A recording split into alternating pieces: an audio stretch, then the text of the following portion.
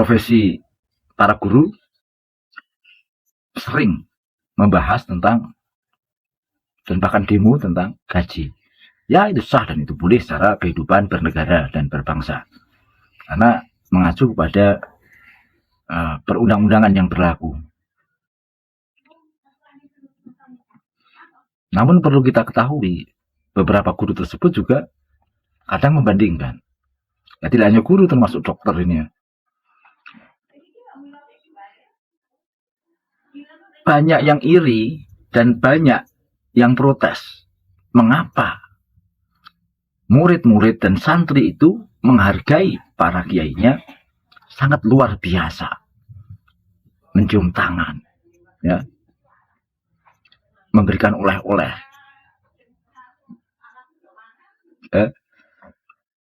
termasuk kepada para tabib, dukun yang benar maksudnya pada waktu zaman dulu. Sekarang sudah susah ditemui. Nah, ini mengambil contoh adalah profesi dokter dan guru.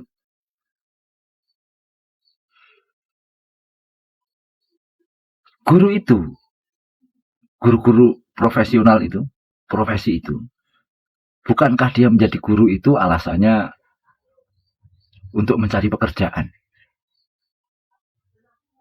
untuk mendapatkan penghasilan? Motivasi awal jelas untuk mencari uang. Ya, walaupun itu haknya dia, tapi jangan dibandingkan dengan para ulama yang pewaris Nabi. Kiai itu, kiai yang benar ya, beliau mengajarkan ilmu itu semata-mata lillahi ta'ala, tanpa pamrih, hanya ingin menyebarkan ajaran Rasulullah. Itu bedanya kiai yang zaman dulu. Sekarang bukti, apakah sebagian besar dari murid-murid sekolah formal itu ketika dewasa nanti, si murid ini sampai tua, apakah masih sowan, apakah masih datang mengunjungi gurunya? Tidak, bukan? Dia hanya bersentuhan, hanya mengenal ketika masih di dalam sekolah itu. Setelah itu, ya sudah lulus, selesai, putus hubungan.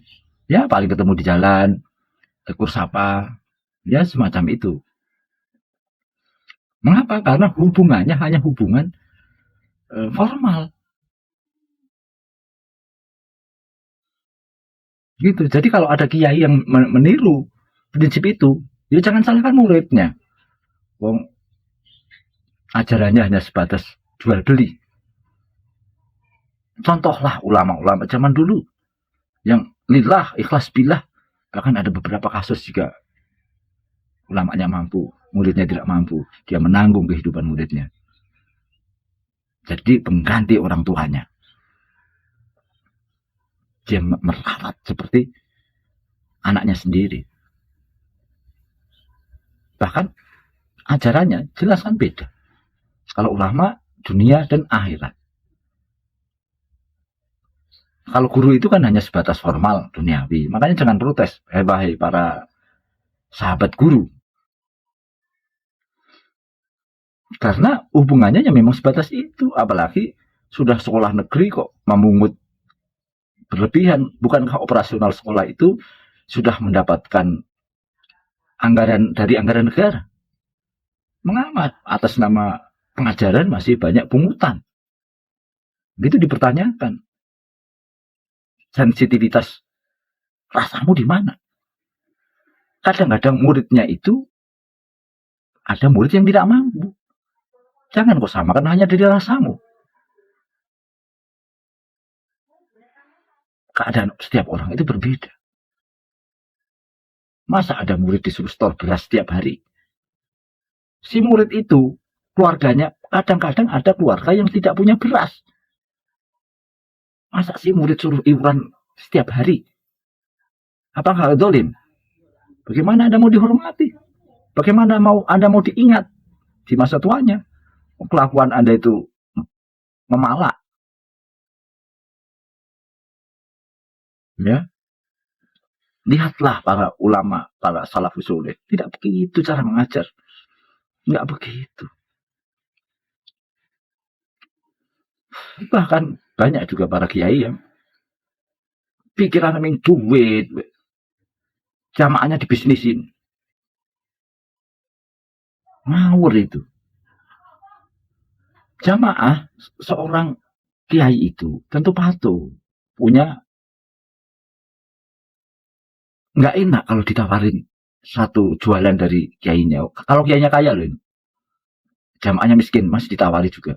Nah kalau kiainya pepet ya nggak popo kepepet, ono jamaah kaya. Nah kalau bisnis yang merugikan jamaahnya, bahkan nggak tanggung jawab, nggak ngitung-ngitung, nggak rosok-rosok. Jenenge bisnisi jamaah.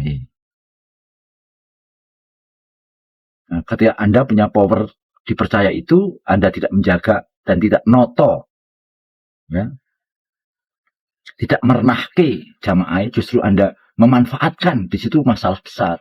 Jadi watak Anda ini bukan watak kiai, bukan watak ulama. Watak apa ini? Nggak perlu aku ngomong. Di sana ada begal, ada pala, ada macam-macam, tapi ya, yang mana itu merasa. Sama dukun, dukun zaman dulu, dukun yang benar itu niatin nulungi.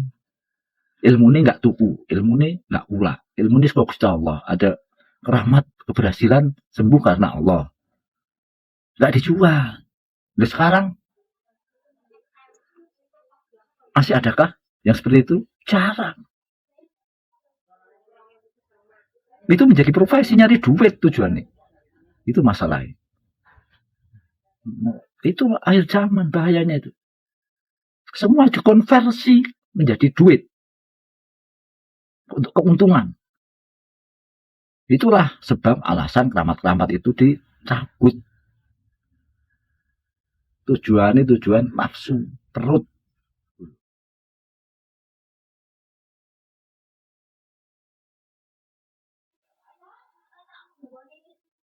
Nah, itu makanya contohlah ulama-ulama warasatul anbiya yang ikhlas lillah billah. Jadi bukan semata-mata nyari nama, nyari popularitas, nyari keuntungan pribadi, nyari uang, nah, perkara kabeh. Itu nggak layak jadi seorang ulama, seorang kiai. Ya. Ya mungkin itu dulu, kawan-kawan, sahabat Salik, sahabat Gun. Assalamualaikum.